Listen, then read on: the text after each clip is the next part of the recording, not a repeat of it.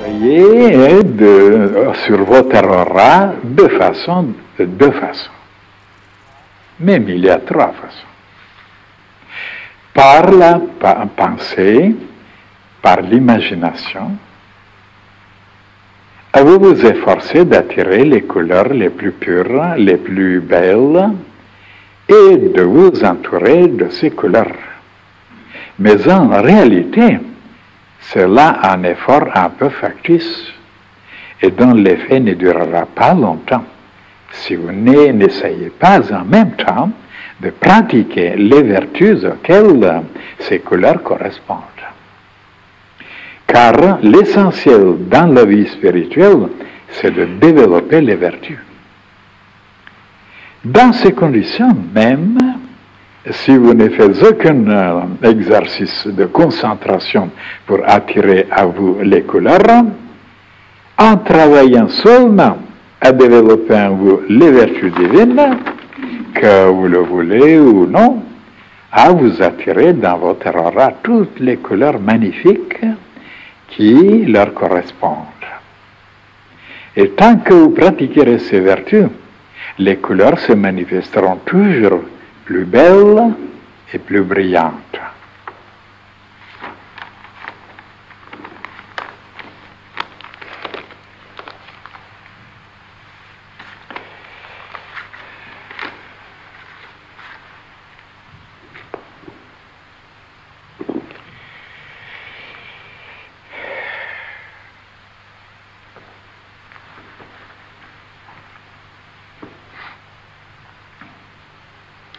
Vous pouvez vous souvenir, mes chers frères et sœurs, que dans le passé, j'ai touché aussi la question de l'aura. Qu'est-ce que c'est l'aura? De quelle utilité ça peut être? Et comment on peut l'agrandir, l'élargir, la purifier, et ainsi de suite. D'ailleurs, il n'y a pas de sujet que je n'ai pas touché pendant 45 ans. Tout ce qui est le plus important, le plus nécessaire, le plus indispensable, le plus important, eh bien, je l'ai touché, je l'ai expliqué seulement. Voilà. Il vient auprès de moi beaucoup de frères et de sœurs. Ils n'ont rien lu. Il y a déjà combien? 40, 44 ou 45 volumes. Et ils me posent des questions. Comment se développer, comment penser, comment se comporter. Oh, ils n'ont pas trouvé leur chemin, ils ne savent pas où ils sont dans le brouillard. Alors je leur dis ceci. Mes chers frères et sœurs, je voudrais vous aider, je voudrais vous éclairer, répondre à vos questions. Mais écoutez, dans quelques minutes, c'est impossible de vous révéler tout, de vous enseigner tout, de vous présenter tout, parce que c'est immense, c'est beaucoup, c'est trop, dans plusieurs volumes. Pourquoi vous n'avez pas voulu les chercher, les trouver dans les livres? Et vous voulez maintenant que je vous révèle tout dans quelques minutes. Mais c'est impossible. Mais même si j'essaye de résumer, de condenser, vous ne pourrez pas me suivre, vous ne pourrez pas me comprendre. Voilà pourquoi je vous dis, alors tâchez de jeter un regard de tout ce qu'on a déjà révélé. Et vous verrez qu'il n'y a pas un problème qui est abandonné, qui est laissé de côté. Alors j'ai présenté toutes les méthodes les plus efficaces, les moyens les plus puissants pour résoudre tous les problèmes, les chagrins, les tristesses, les complications, les problèmes. Mais alors pourquoi vous ne vous intéressez pas, je dis? Vous voulez que je vous donne tout? Eh oui, bien sûr, je peux vous donner. Mais il faut que vous puissiez savoir mastiquer. Parce qu'il y en a beaucoup, par exemple, ils demandent que je construise leur maison. Et non. Je dis, voilà, il y a des règles, Il y a des règles dans cette science initiatique. Je peux vous donner le ciment, les pierres, les planches, même les clous. Mais c'est vous qui devez construire, parce qu'il faut faire quelque chose quand même, c'est devrait un peu se développer. Alors si je fais tout moi, ben, j'aurai une mérite et vous aucune mérite. Mais allons-y maintenant. Qu'est-ce qu'une aura produit sur nous-mêmes et dans l'espace? Alors si l'aura, tout d'abord, est défectueuse, elle est sale, elle est dégoûtante, elle est sombre, elle est terne, alors là, l'homme ou la femme périclite. Parce que ça se reflète sur les cellules, sur le mouvement des électrons, et à ce moment-là, il y a beaucoup de chemins, beaucoup de portes ouvertes, beaucoup de trous, beaucoup de portes, et alors il y a beaucoup d'esprits qui aiment ça, qui aiment les choses ternes, qui est sales et dégoûtantes. Ils s'infiltrent dedans et ils rongent le corps physique et même le côté psychique. Et voilà comment les gens deviennent malades, détraqués, déséquilibrés, avec leur aura qui n'est pas claire, qui n'est pas lumineuse. Comme je vous ai expliqué, que s'il y a certaines saletés, certains insectes viennent manger. Comme regardez, ça m'est arrivé à moi. Le chalet dans le passé où j'habitais, il était envahi par les fourmis. Alors, des milliers. Et comment les chasser? Les tuer? Eh non. Je prends une fourmi. Écoute, ma vieille, si tu iras trouver le chef, ton chef, et tu lui diras que si dans 1 heure, je vous donne un délai 1 heure, si vous ne déguerpissez pas, je vous tue. Vous serez massacré. Et je la laisse.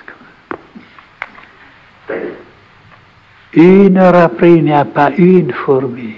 Comment expliquer ça? Ah, vous direz, mais elle ne sait pas le français. Anglais non plus, ni espagnol. Mais voilà qu'elle a compris. Elle est allée trouver son chéri. Ils ont dit, le fait, plusieurs fois, c'est arrivé. Même ce matin. C'est pas, je vais laisser un peu un fromage, je ne sais pas, même. Parce que quand on coupe souvent, ça allait. Oh, et je vois des fourmis qui mangent ça. Je fais la même chose. Je ne veux pas vous tuer, mais allez. Et ils sont disparus. C'est la peine. Il faut parler. Même aux arbres, il faut parler. Même aux pierres. Vous direz, mais alors, qu'est-ce que vous nous racontez? Et voilà ce que je vous raconte.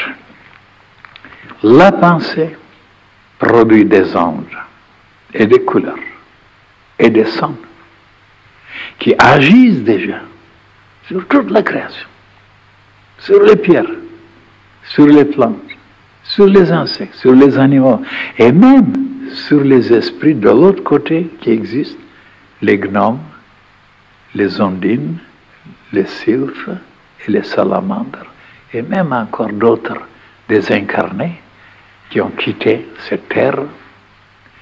Et comment ça agit? Ah là là là là. Ça salit, ça désorganise, oui. Ça détraque tout. Et voilà comment on démolit la nature tout entière, le cosmos, tout, parce qu'on n'est pas éclairé, on n'est pas éduqué, Eh oui, mes chers frères et sœurs. C'est pourquoi les humains qui sont tellement nombreux, ils sont 4 milliards pour le moment, avec leurs pensées, avec leurs sentiments, avec leurs désirs, avec leur passion, avec leur dévergondage, avec le... Oh là là, ils vont déclencher, ils vont éveiller tous les cataclysmes, les catastrophes qui peuvent se produire, ça je l'ai dit, et c'est le commencement.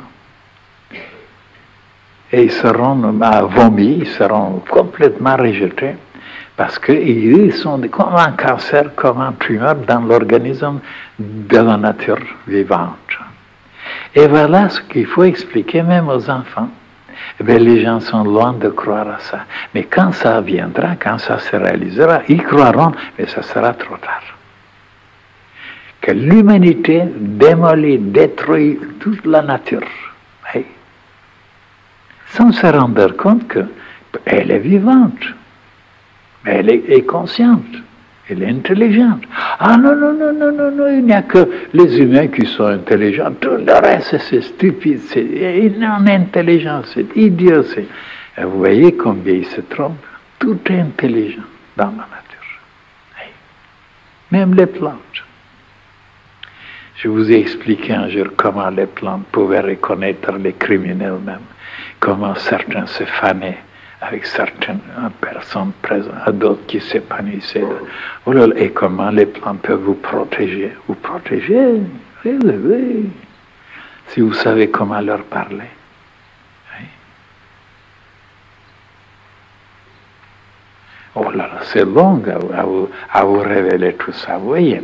Alors donc, une aura qui est vraiment sombre, qui est vraiment terne, qui est vraiment dégoûtante, mais elle apporte partout des dégâts. Même, il y a même des gens déjà commencent à sentir. Ils ne sont pas clairvoyants, mais ils disent, mais quand cette personne s'approche, oh là là, je me sens dans tel état, oh là là, je ne veux pas être... Mais comment ils deviennent sensibles maintenant, les humains? Et le contraire est vrai aussi. Ceux qui ont une aura lumineuse, claire, limpide, belle, oh là là, ils travaillent sur l'univers tout entier pour améliorer les choses, organiser les choses, purifier les choses, embellir les choses, voilà, harmoniser les choses, mais alors partout, partout, partout, partout, sur toute la création. Et ça aussi, vous ne le savez pas. C'est pourquoi c'est tellement souhaitable, c'est tellement désirable, c'est tellement glorieux, enfin, de se décider à augmenter son aura, ça veut dire par les vertus, par les qualités, bien sûr, pour être tellement utile, tellement nécessaire pour toute la création.